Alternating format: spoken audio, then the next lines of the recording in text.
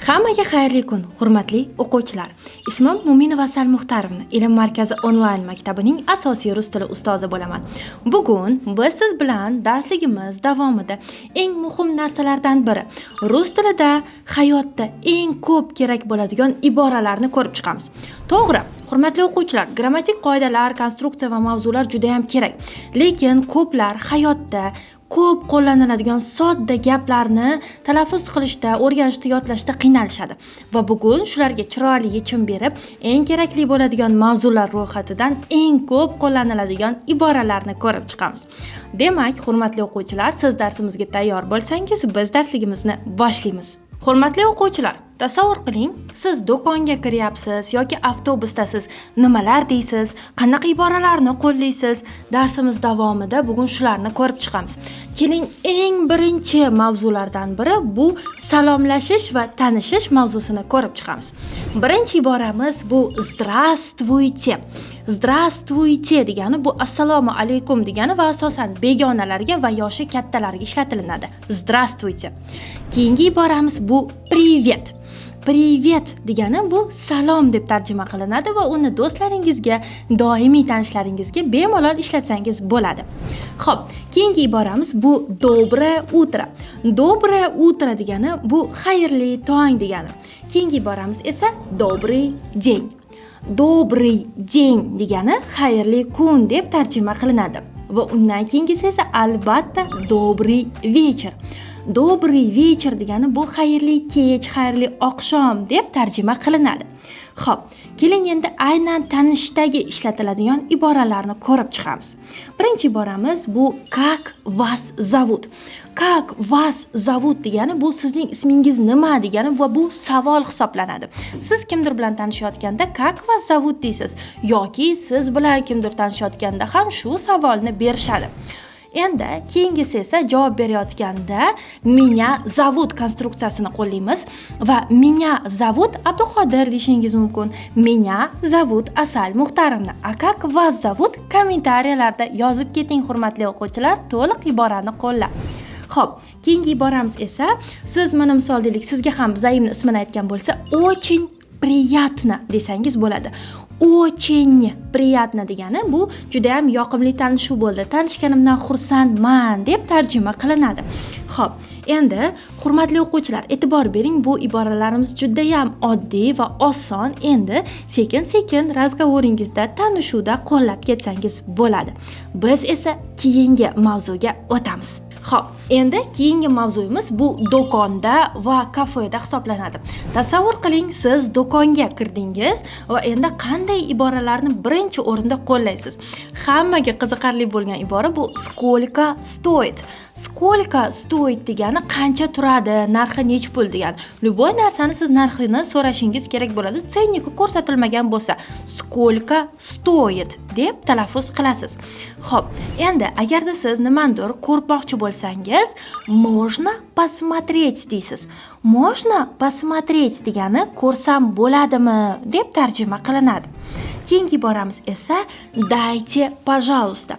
Dайте, пожалуйста degani bu butun konstruksiya ham, butun so'z ham hisoblanadi. Mana shuni bering, uzatib yuboring, iltimos degani. Dайте, пожалуйста deb siz любой narsani aytishingiz mumkin. Misol deylik, dайте, пожалуйста, kilogramm яблок deyishingiz mumkin. Dайте, пожалуйста, эту куртку. Dайте, пожалуйста, размер побольше deyishingiz mumkin. Kattaroq razmer bo'lsa va o'zi umuman просто shunchaki dайте, пожалуйста desangiz ham bo'ladi. Shuni bering, iltimos deb tarjima qilinadi. Keyingi iboramiz esa bu у вас есть. У вас есть degani bu ham bitta butun konstruksiya hisoblanadi. Sizda bormi deb tarjima qilinadi. Например, у вас есть свежий хлеб? Sizda non bormi? Yoki bo'lmasam у вас есть именно красная куртка? Sizda aynan qizil kurtka bormi? Yoki bo'lmasam у вас есть размер поменьше? Sizda kichikroq razmeri bormi deb tarjima qilinadi. Demak, birinchi bo'lib у вас есть konstruksiyasini qo'yasiz va undan keyin esa o'zingizga kerakli bo'lgan iborani ishlatasiz. Xo'p, hurmatli o'quvchilar, demak bu ham oddiy, lekin hayotda eng ko'p qo'llaniladigan iboralar edi. Agar siz bularni ham yodlab olgan bo'lsangiz, biz keyingi mavzuyimizga o'tamiz. Xo'p, hurmatli o'quvchilar, keling endi siz bilan birgalikda yo'lda va transportda ko'p qo'llaniladigan iboralar ro'yxatini ko'rib chiqamiz. Tasavvur qiling, siz ko'chada ketyapsiz, sizga kimdir qandaydir randomniy chel kelib gapirishni boshladi. Endi siz tanishni bilib olgansiz, bemalol tanishasiz va undan keyin suhbatni davom ettirish kerak. Keling ko'rib chiqamiz. Misol deylik, извините, как пройти к metro. Извините, как пройти к metro degani kechirasiz, metroga qanaqa qilib borsam bo'ladi degani. Va shu holatda nafaqat metro, любой joyni k dan keyin qo'llab keturasiz. Извините, как пройти к аптеке, извините, как пройти к главной дороге и так далее, как пройти к автобусной остановке. Любой iborani qo'llab ketsangiz bo'laveradi, bemalol. Xo'p, endi siz yo'lda ketayotganingizda ayta olmasdan qandaydir qo'shimcha yangi qo'shni davlatlarga o'tib ketmaslik uchun остановите здесь, пожалуйста desangiz bo'ladi. Остановите здесь, пожалуйста degani shu yerda to'xtatib yuboring, iltimos degani. Остановите здесь, пожалуйста. Va hattoki остановите dan keyin здесь emas, любой iborani qo'llab, пожалуйстani qo'llab ketasiz. Misol deylik, остановите на следующей остановке, пожалуйста. Остановите возле метро, пожалуйста. Остановите возле магазина, пожалуйста deb bemalol остановите dan keyin qo'llaysiz. Demak, остановите здесь, пожалуйста degani shu yerda to'xtatib yuboring, iltimos degani. Va hattoki o'zi rus tilida kontentlar ko'rayotganingizda qiziq kontentlar bor. Insonlar shu to'xtatib yuboring, iltimosni ayta olmagandan qandaydir juda uzoqlarga ketib qolishadi. Bu tipa memlar tarqalgan va sizda ham xuddi shunday holat bo'lmasligi uchun bu iborani iminni yodlab qo'ying.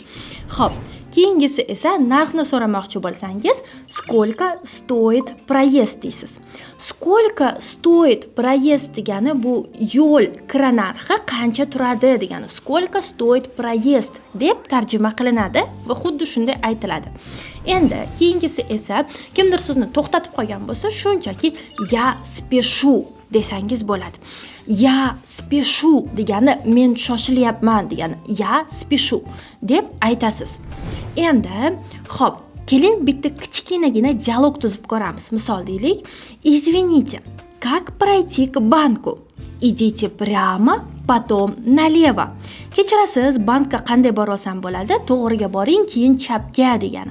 Xo'p, hurmatli o'quvchilar, bu iboralarimiz ham eng oson iboralardan biri edi va albatta yo'lingiz bexatar bo'lsin, ko'chalarda bexavotir. Endi siz ushbu iboralarni bilasiz, bemalol yuravering. Biz esa keyingi iboralarimizga va keyingi mavzuyimizga o'tamiz.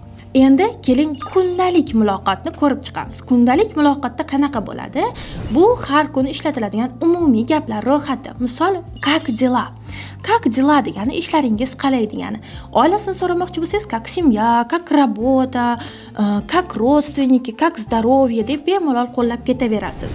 Va javoban shu holatda хорошо, спасибо desangiz bo'ladi. Хорошо, спасибо degani yaxshi, rahmat deb tarjima qilinadi. Va endi esa prosta yana qandaydir kundalik hayotda ko'p uchraydigan gaplardan biri bu ничего. Ничего degani hech narsa degani. Misol deylik, desa-da ничего desangiz bo'ladi. Ничего degani hech narsa deb tarjima qilinadi. Va keyingisi esa men sizni tushunmayapman demoqchi bo'lsangiz, я не понимаю desangiz bo'ladi.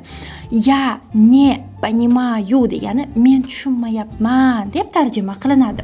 Va kimdir tez gapirgan bo'lsa, gapini tushunmay qolgan bo'lsangiz, повторите, пожалуйста desangiz bo'ladi. Повторите, пожалуйста degani yana bir marta takrorlab yuboring, iltimos deb tarjima qilinadi. Va kimgadir savol bermoqchi bo'lsangiz, можно вопрос desangiz ham bo'ladi. Можно вопрос degani bu savol bersa, maylimi, bitta savolim bor deb tarjima qilinadi. Va bular siz ham rus tilida qandaydir muloqotlar tuzish qiyin hisoblanadi. Bemalol bularni ham qo'llab boring. Endi keyingisi esa bu muhim iboralar qismiga o'tamiz. Muhim iboralar endi siz ushbu iboralarni yodlasangiz hayotingizni ancha osonlashtiradi rus tilida. Xo'p, birinchisi bu помогите, пожалуйста. Помогите, пожалуйста degani yordam bering, iltimos degani. Bu albatta yaxshi ohanglarda ham bemalol aytishingiz mumkin. Qandaydir mavzuda qiynalayotgan bo'lsangiz bemalol помогите, пожалуйста desangiz bo'ladi. Xo'p, keyingisi будьте добры degani. Будьте добры ham iltimosni shunchaki sinonim hisoblanadi. Будьте добры, tipa misol deylik, будьте добры, передайте проезд, за проезд desangiz bo'ladi. Iltimos, mana shu pulni o'tkazib yuboring, uzatib yuboring degani. Xo'p, keyingisi esa nичего страшного. Nичего страшного degani hech qisi yo'q, buni qo'rqinchli joyi yo'q degani. Kimdir случайно "Ой, извините" desa, nичего страшного deb javob bersangiz bo'ladi. Va hozir 1 daqiqa yoki 1 soniya demoqchi bo'lsangiz, sekundu desangiz bo'ladi. Sekundu hozir degani. Sekundu. Keyingisi esa men bandman demoqchi bo'lsangiz, я занят deysiz. Я занят degani men bandman degani murskoy rodda, я занята esa men bandman degani aynan женский rodda. Buni ayollarimiz ishlatishadi. Xo'p, keyingisi esa hozir kelaman, hozir oldingizga boraman desangiz, сейчас подойду deysiz. Сейчас подойду degani hozir kelaman degani. Va shu kabi iboralarni bilsangiz, rus tilida bemalol уже ancha razgovor darajangiz yaxshilangan bo'ladi. Xo'p, biz keyingi mavzuga o'tamiz. Endi mavzuga o'tishdan oldin, hurmatli o'quvchilar, mashq qilish usullarini ko'rib chiqaylik. Mana siz asosiy gaplarni o'rganib oldingiz, hurmatli o'quvchilar. Endi sizga savol, ularni qanaqa qilib qo'llaysiz va qaysi holatlarda qo'llaysiz? Birinchi o'rinda siz ushbu darsligimizdagi gaplarni diqqatlik bilan o'qib chiqing.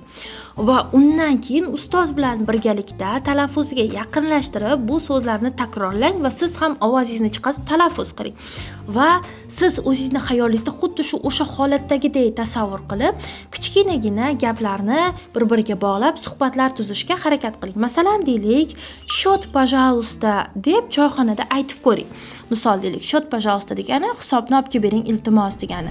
Va sekin-sekinlik bilan iboralarni nutqingizga qo'shib borib, albatta natijaga erishasiz. Va albatta, hurmatli o'quvchilar, shunga o'xshash mavzulardagi eng kerakli bo'ladigan iboralar bizning Telegram kanalimizda doim jo'natiladi va ulardan bemalol bepul foydalanishingiz mumkin.